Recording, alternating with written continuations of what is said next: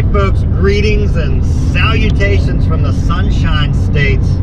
We are back on the road again. We are 10,515 miles into this journey.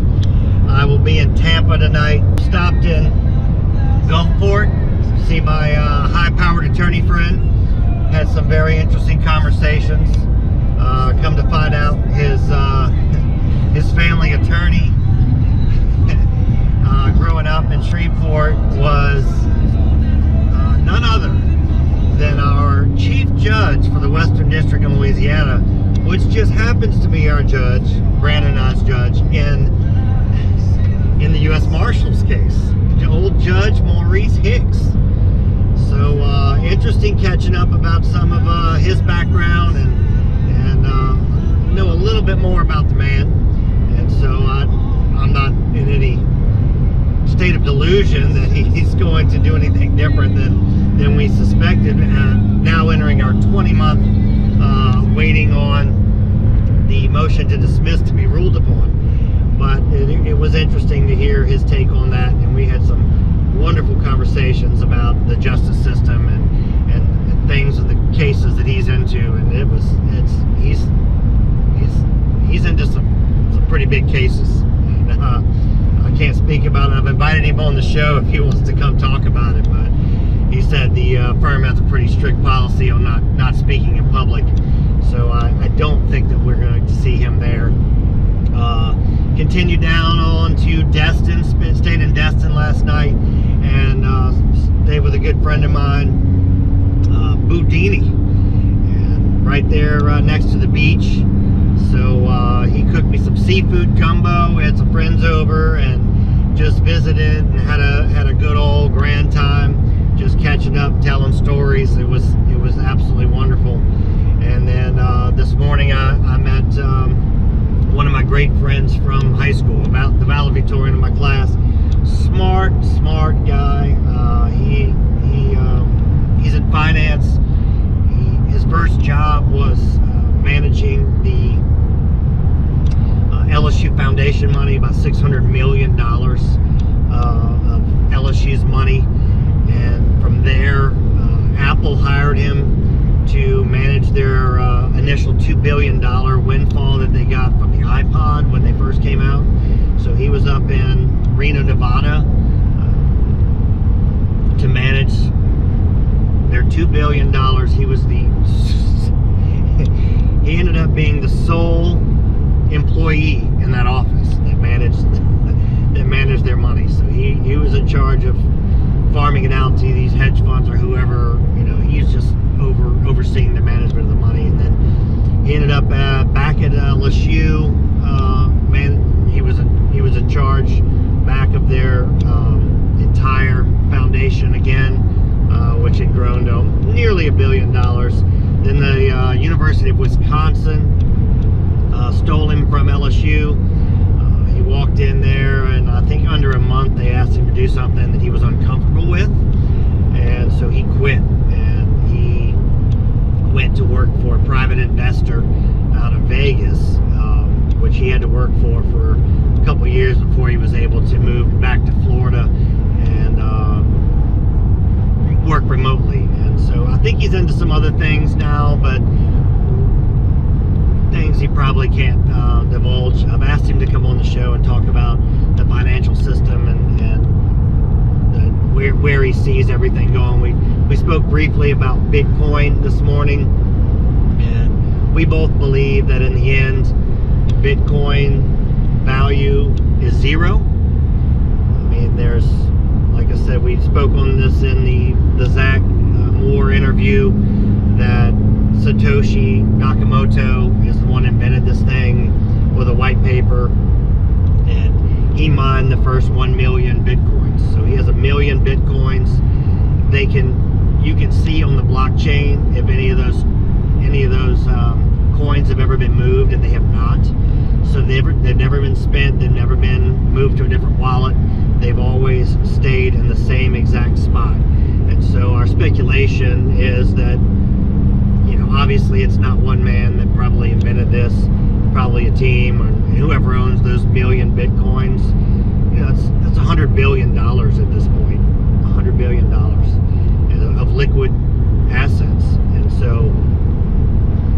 speculation on who owns that or at what point do they move it. You know, the analogy was, you know, if you found a mountain cave that is filled with gold, would you start moving the gold immediately?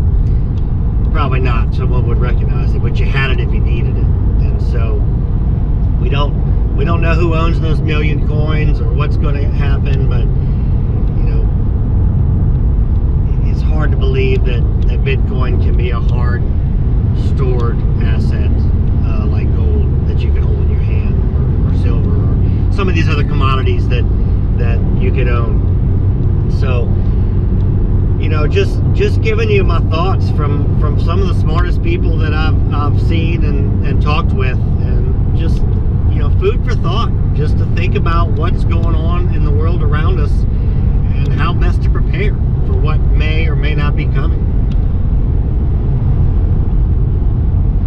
You know, it's funny, I'm down here in Florida, I'm driving through, and you know, it almost looks like the Northeast minus the pine tree. The pine trees are all green, but we're still seeing some color and changing of the leaves. So I'm still seeing some of the beauty of the fall as I drive through the southernmost state.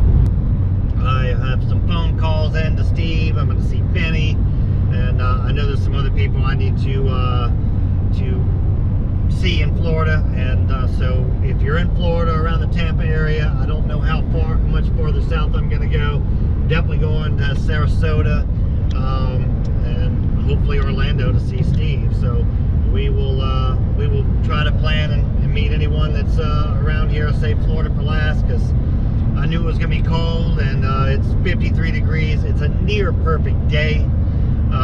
They're trying to cloud up the skies with the airplanes and everything, but we're not going to let that get us down. But I was driving along I-10, which is my most unfavored interstate to drive on, and I started making a few phone calls around the country. And I got to tell you, talking to some of the people I met and whatever, and things are looking good. Things are starting to break, kids. Things are starting to break. I talked to Kurt this morning. He is in great spirits. Things seem to be progressing nicely over there in Seattle, for our side, not theirs. And I can't speak to all the details, but it looks like things are there's a crack in the dam, folks.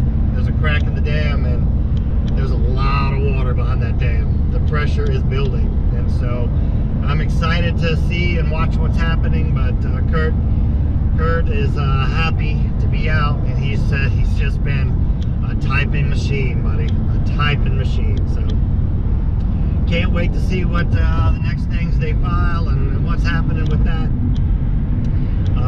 Spoke to another friend of mine who has to remain nameless, but you know, he works closely with the DOTD people, and he was telling me that some of these interstate signs they're putting up that cross the interstate are x-ray machines, and so they can know exactly what cargo or what's in your car, whether it be cash or gold or silver or anything else. And so something to watch out for, the surveillance state. And that brings me, I want to comment on the Luigi Mangione thing. That it sounds like the Luigi Mangione thing is an Archduke Ferdinand moment.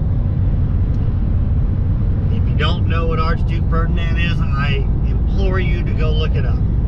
It's better if you find it and decide what it is. But it started a world war, and I feel like Luigi Mangione is the catalyst that is to push us into something else. So hopefully the people don't bite on it, because we know with all the details, and it's covering the news, that's where the masses are headed. What did I tell you? If the masses are heading north, the answer's somewhere behind them. So when the masses start running toward a direction, at minimum, I stand still. Ideally, I head the opposite direction and look for the answer. It's definitely within 15-20 degrees of the direct opposite direction that the masses are running. is going on.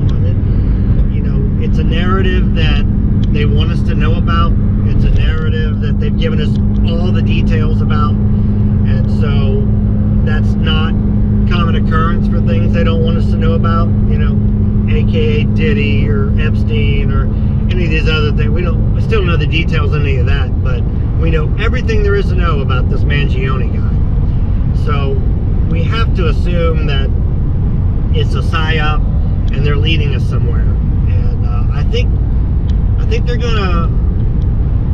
there's a lot of great things that are going to happen. We're going to see some wonderful things happen that we're going to cheer for. And it's time. It's time for those things to happen. But I think we need to be aware in the celebration of the great things happening. We need to be aware of the greater deception that is going to come our way. And rest assured, it will come our way. Whether it be the technocratic state locking us down with social media scores. Elon's already given everybody social credit scores on X that's verified, things of that nature. Talked to Brandon this morning, and he said he checked his credit score on X, and he's 80% toxic. low credit score. So surprise. So everything that seems good is not always great, or we're going to need to lead. We're going to need to lead in order to direct this in the proper direction. And so it's the people that understand and the people that know what's going on right now. It is now time to step up and speak so that the direction of the good that is about to happen is directed in the right direction, and the outcome that we want is what happens. So just I would put that word of caution out. Like I said, Luigi Mangione, we know he's dropping Monopoly money. He's going to McDonald's, which their favorite game is Monopoly. He's going to Altoona, which is the birthplace of the Pennsylvania Railroad, all pieces of the Monopoly board. And then he went to jail. There's a jail space on the Monopoly board too.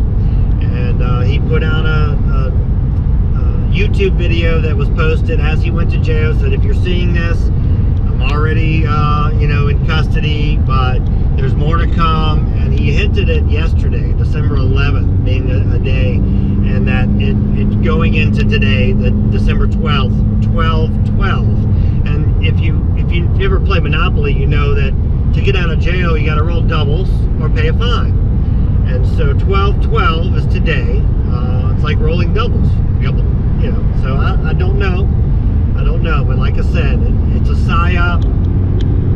I think it's meant to lead us into, maybe some violence. And I don't think the people are going to bite on that. We can see through, hopefully we can see through all this deception, because they want nothing more than violence, because that's the only thing the American government is good at, is violence across the world. So just be cautious about the celebration. Be joyous for what happens, but be aware that it's meant to deceive. It's meant to deceive. Be careful. So I'm on the road in Florida, like I said. I'm heading to Tampa. Anybody that within reach that I can get to before Christmas and still have the time I want to see my good friends over here, I'm happy to do it. So let's schedule that. One more good piece of news that came out today. An update from our friend in Colorado that has defaulted on all that money. He put in a RICO complaint with the consumer credit and the DOJ. And actually what I'm going to do is I'm going to let him say it in his own words. He put out a little video on TikTok I'm going to add after this and let you see from his own words the good news, at least for him. And so we will take it for what it's worth. It could be, it could be a number of things. but it also could be the dam breaking, like in Seattle. And like I said, there's going to be some good things that are going to come out of this, and it's going to be up to us to decide what direction it goes. And so standing up at this very moment is going to be important. And so I hope each and every one of you can find the strength to go against the grain. Go against the grain. If the masses are running north, you know the answer's located somewhere in the south. So a lot closer direction in the south than in the north if the masses are running north. But I wanted to give you all a quick travel update, tell you how wonderful it is to be back on the road, and hopefully we get to see some people in the great state of Florida. So we will update you on our travels as we progress, but just wanted to touch base, let you know Kurt's doing all right, and give you this little update from our friend Zach. Y'all have a wonderful day. We'll see you soon. All right, I got some big news to share with you guys. About a week ago, I put this complaint to my creditors at the Consumer Financial Protection Bureau. And you can find this complaint on my blog at thinkingwithzach.blogspot.com. It's linked in my bio. Just search for RICO, and you'll find this template. It's a letter to the sheriff, a letter to the DOJ, and a letter to your lender. And you can go to the Consumer Financial Protection Bureau and submit this. But I let them know that they're engaging in RICO, racketeering violations, because they're creating this debt from nothing and attempting to collect something, even though they gave nothing to get the debt, to put the debt into place. So the contract's not valid. And I've done this for a year. I've submitted complaints. I've let them know, hey, this debt's for nothing. They keep coming back saying this has no precedent. But RICO violations for unlawful debt collection, today what comes in the mail? A letter. You can't see it. This letter says Plaintiff Harley Davidson Credit Corp, assignee of Eagle Mark Savings Bank, the plaintiff, by and through its attorneys, McCarthy Holfist LLP, hereby dismisses the complaint in this action without prejudice pursuant to CRCP 341A1. Boom!